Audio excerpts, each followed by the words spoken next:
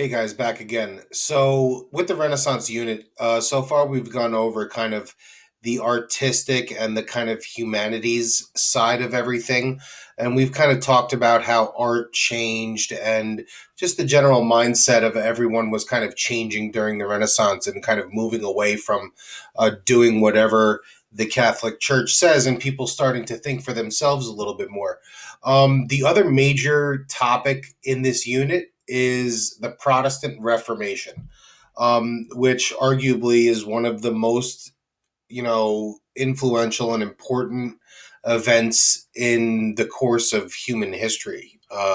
It's going to influence a lot of the history of Europe moving forward. So its importance is not to be underestimated. So that's what we're going to talk about today and exactly what it is, why it happens, and we will eventually get to, what are the impacts of it and how does it kind of change Europe. The pen is mightier than the sword is always an interesting quote.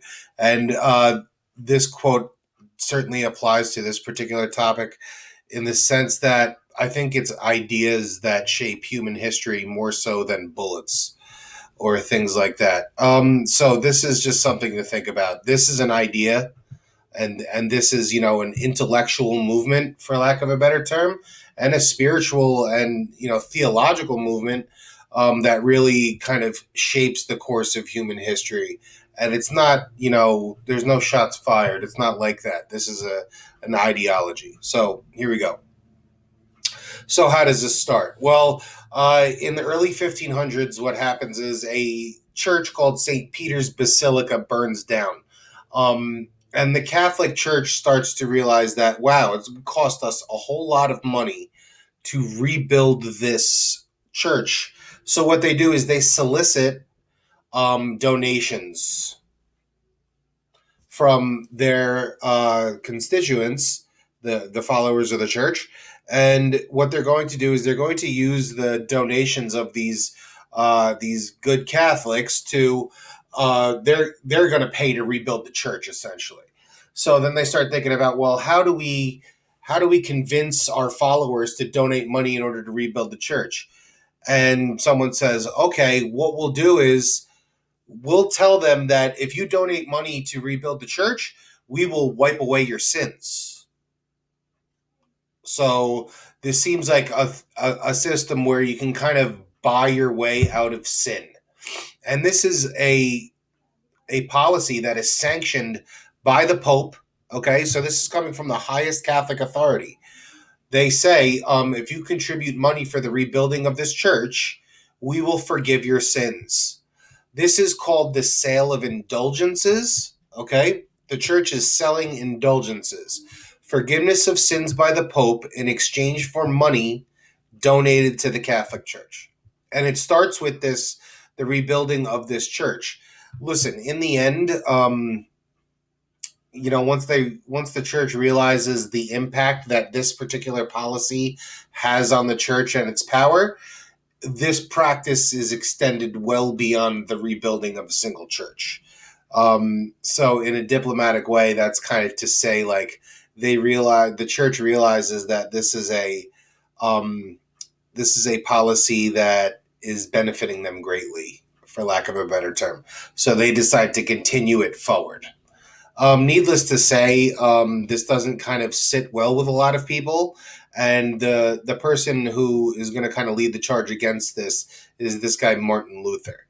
Martin Luther was a German monk, so he's a part of the church. And he's going to be the most vocal opponent to this quote unquote sale of indulgences. So Martin Luther essentially in 1517 sees a lot of the things that the church is doing, and he disagrees with a lot of what the church is up to these days. So what he does is he writes a document called the 95 Theses. The 95 Theses are a list of 95 complaints against the common practices of the Catholic Church at the time.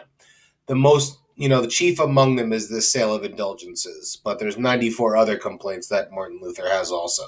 Essentially, he's going to call the church out for profiteering and kind of some unseemly business and social practices that the church that aren't very righteous, for lack of a better term.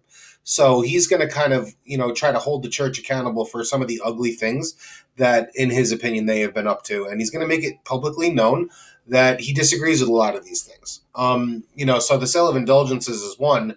Again, that's, the sale of people are donating money to the church, and in return, the Pope is wiping away their sin. So this is his chief complaint, but there's others. The church was essentially like loan sharking. They would lend money to people and charge exorbitant interest. It's called usury.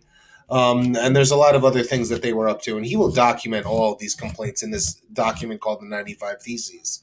So Martin Luther writes this document, and he nails it to the front door of his church in a town called Wittenberg, Germany, and that is how this begins.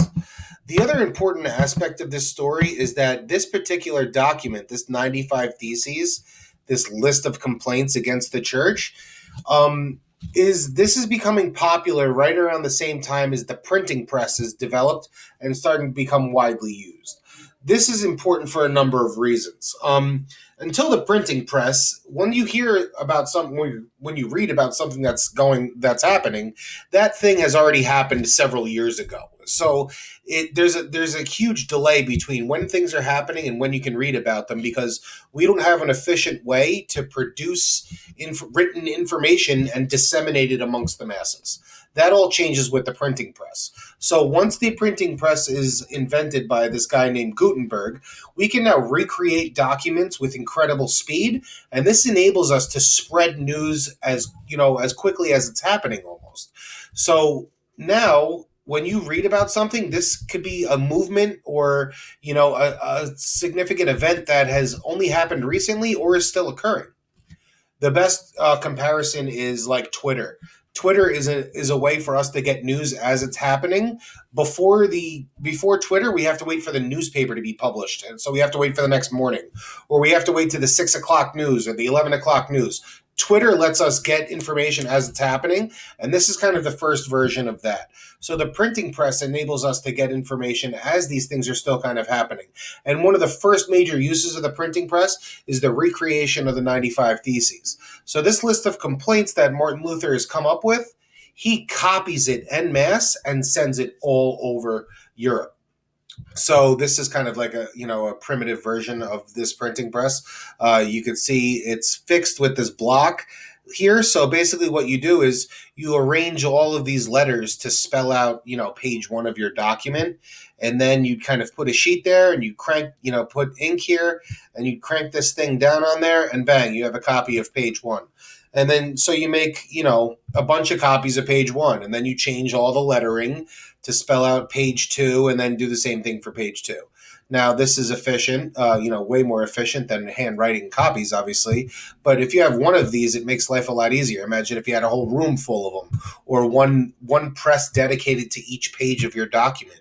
You can recreate documents with incredible speed. So that's an important part. Okay, so what you guys are going to do is you're going to take a look at a selection of these 95 Theses, these 95 complaints against the Catholic Church that Martin Luther has written out. You're going to take a look at some of them, and you're going to complete the worksheet about the 95 Theses. This will just give you a little bit of an idea about kind of what he's thinking.